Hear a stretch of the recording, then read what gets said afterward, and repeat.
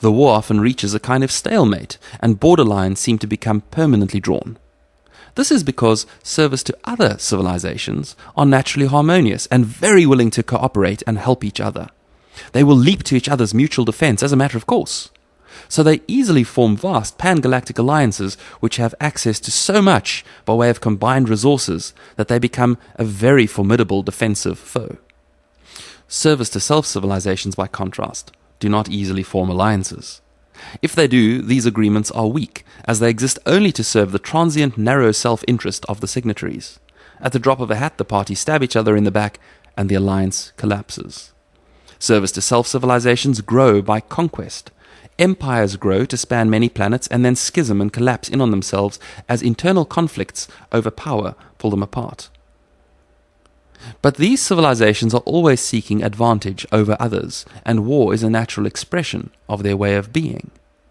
And that outlines the service to other and service to self duality, between which you might now be choosing. But there is a fourth choice. It's the choice to simply leapfrog the realm of duality altogether, and to ascend your consciousness above the petty squabbles. This is the choice for unity consciousness. All service to self and service to other civilizations will themselves come to a window period such as you are now in. And there they will have the opportunity to either switch polarity, which is rare, or to make the leap and come to the realization that polarity is an illusion. There is in truth only oneness. The self is in deepest truth one with the all. Other and self are temporary, illusory constructs that are brought to us via the veil of unknowing. Separation is, it is discovered, an optional experience. It is entirely possible to hold on to individuation whilst releasing separation. If this choice is made, then a whole new way of being blooms for that civilization. A reality which is based upon each particle, each individuated portion of soul, simply expressing itself as it must. Where each being gives its greatest gift and receives in exchange all that it needs from those around it. Coming to this level of awareness is incredibly liberating and empowering. It means there is never any further need for conflict at all. There is certainly no boredom from lack of diverse interaction either. What happens to those of unity consciousness is that they come to know themselves to be one with the infinite source of all. The significance of what this means can scarcely be explained. It means you are directly connected with infinite energy, infinite creativity, infinite potential. You are able to focus your attention anywhere and everywhere you like. You are able to blink from here to anywhere you can imagine. You are able to create by an act of will. Whole realities and universes are expressed like so many playful thoughts by such beings. In fact, the universe you are now in is really nothing more or less than a fascinating conversation between many such beings. And you yourself, no matter who you are ultimately one of many simultaneous expressions of one such a being. And here is the good news. If you are willing, if it is your heart's desire, then you are able to make the choice for unity consciousness, and in so doing transcend the intermediary duality polarities. This is in fact the great miracle of what is happening on your planet right now. Yours is the first planetary civilization in which this is being tried, to go directly from the choice stage of deepest duality right up to unity consciousness. It's never been done before, and your planet in this space-time nexus is the test case. It's the model according to which a whole new way of doing the business of spiritual evolution will be played out. So this is possible for you. You can begin to awaken to true unity consciousness right now. Now please understand, there is no judgment of those that choose the polarities, or indeed of those that choose not to choose. But it is simply so that it is not essential that you spend the next age of your existence in one or the other polarity. And there is something else you should realize. If and when you do awaken to true unity consciousness, then you will realize that everyone actually also made that choice. Eventually, you see, everyone does. And when you do, then you step out of the game and find everyone else there too. That's the point of oneness. It is all-encompassing. No one and nothing is not really a part of the oneness. But the more attentive amongst you are now wondering, what does all this have to do with disclosure? Well, now that you have a little background in galactic anthropology, I can finally tell you. Your planet has been kept in a kind of semi-quarantine since the departure of the older races that we were talking about a moment ago. Many of the craft that are in the vicinity of your planet are there primarily to enforce this quarantine. This is to make sure that you are not unduly interfered with. In the main, your civilization must be allowed to proceed unhindered so that you can each make the aforementioned choice. Assuredly, there are service-to-self races who are eager to pounce upon the incredible diversity of resources that you and your planet represent. And equally, there are service-to-other races that are diligently working to keep them at bay, whilst also performing a number of services to your planet. But ultimately, all the elements of both of these polarities must make representation to the Planetary Council before they are permitted to take any action, or else they are simply denied access.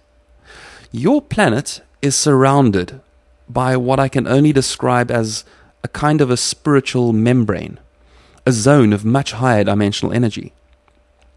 It's actually a spirit being that provides this service, and this forms a boundary that cannot be crossed by anyone of less than pure unity consciousness. However, it is in the best interests of the all that some work be permitted to be done on your planet.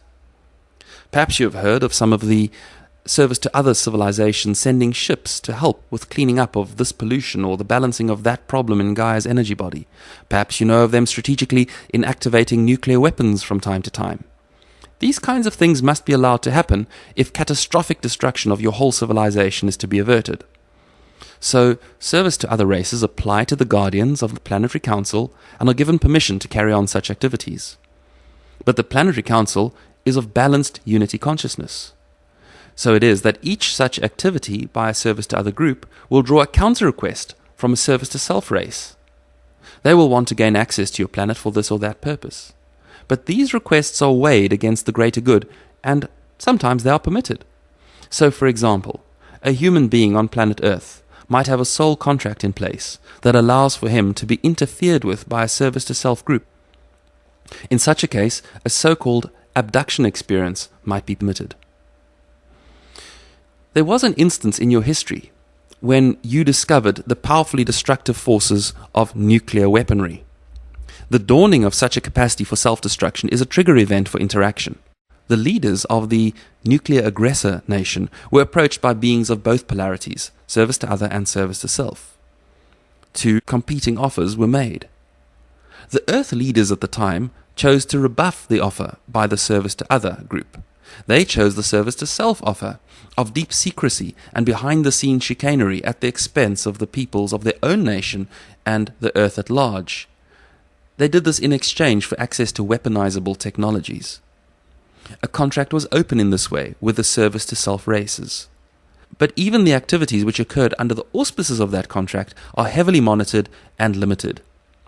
But it did mean that the service to other offer was turned down, and this would have included a process of peaceful disarmament of the whole planet in exchange for clean, free energy technologies and techniques for eliminating illness and hunger. And so your planet has progressed with this most momentous of interactions hushed up and hidden. And those in power that had and continue to have interactions with extraterrestrial consciousnesses have worked quite diligently to procure a situation where the discussion and belief in UFOs and ETs is relegated to the realm of kooks and crazies. Ironic that they themselves know that this is all true. Now it might dawn upon you to ask why only service to other and service to self groups are permitted to interact with you. Why, you might ask, are there not true unity-conscious beings playing their role? The answer is quite simple. Ones of unity consciousness are not able to engage with you consciously. You see, in order to inhabit the reality you do, your consciousness must be passed through what is called the veil of unknowing. You cannot know oneness while you are on that side of the veil. And so a unity-conscious being cannot interact with you. It is as if such beings are permanently, perfectly cloaked from your perceptions. The only way you will be able to become aware of such beings is if you raised your consciousness and ascended your own psyche to a higher density of awareness. But this is something that very seldom happens, and so you don't really hear about people suddenly becoming aware of a being of pure radiant crystalline light. On the rarest occasions when this does happen, it is a powerfully transformative experience, and the person sets off on a new course of seeking truth and love after that. But the point is, unity-conscious beings are not primarily able to interact with veiled beings, not in the normal sense of having someone sit down opposite you for a conversation. But that is not to say that we do not work with you in consciousness. We are present with you all the time and are constantly offering you guidance and help, if you are but willing to receive it and act upon it. And so finally, when will disclosure occur? Let me say that it is vanishingly unlikely that your world governments will disclose. At root, the ones that wield the power are completely service to self. And to tell the truth about their knowledge of and engagement with extraterrestrial intelligence is tantamount to admitting to all kinds of atrocities committed against humanity and a long-running game of lies and deception. And then for their efforts, they would immediately lose all the power they so desperately crave, as you realize what has really been going on. If they disclose all, you will abandon all their games of manipulation, like money, politics, and organized religion. You will give up on hatred with each other. You will ignore national, racial, social, and religious boundaries. You will see each other for what you really are. One family of beings that is an integral part of a much greater universal family. So they will lose everything they have worked so hard for and will get nothing in return. So they simply won't do this. The lie is sometimes told that they keep you from knowledge in order to keep you from panicking and harming yourselves. Well, service to other groups have staged a number of powerful demonstrations to prove that this is just another fabrication. It has been shown that humanity is very much robust enough to handle knowledge of and interaction with extraterrestrial beings. So the governments will not come clean. Some disclosure has happened amongst various world governments that have nothing much to lose from doing so. But the real government, the hidden ones behind the scenes, they are highly unlikely to show any of their cards. Many of the events you know about, where you were promised disclosure, or where you were promised a great showing of ships, were really a game that was being played out between the service to other and service to self, to either force their hand or bring your consciousness forward towards your own awakening. You see, this, your awakening, is the only way true disclosure will happen. No worthy and wise government representative will appear on your television screen to tell you the truth. They have squandered all such opportunities. Indeed, as the age transitions, you will be able to disclose to yourself what you know to be true. The transition will happen, and you will choose. And then timelines will diverge. And then you will see what you know to be true. You will find yourself inhabiting a reality in which there is no question but that there are races from other places in the universe who are able to interact with you. The quality of those engagements will depend on you and how you choose. What you awaken to depends what you are telling yourself about yourself now while you dream. The center of the window of opportunity is, for some fairly complex reasons, the end of this year, 2012. And as you move forward, so it will become more and more powerfully apparent that you bring every experience that you have to yourself by your choices, beliefs, and ideas. As you do this more consciously, so it will be ever more powerfully apparent to you. You will be able to leave behind ones that are deeply disresonant with your own energy. And then the change will be done, and you will find yourself in a reality that is entirely resonant with your own vibration. And then you will see what you know to be true. And no talking head in a suit will need to appear on a quaint little picture box to tell you anything about your reality. For outside, in the night sky, will be ships of light. And with that thought I leave you. I love you with a heart of oneness. I am Adamu, of the monadic entity of the Pleiadian civilization.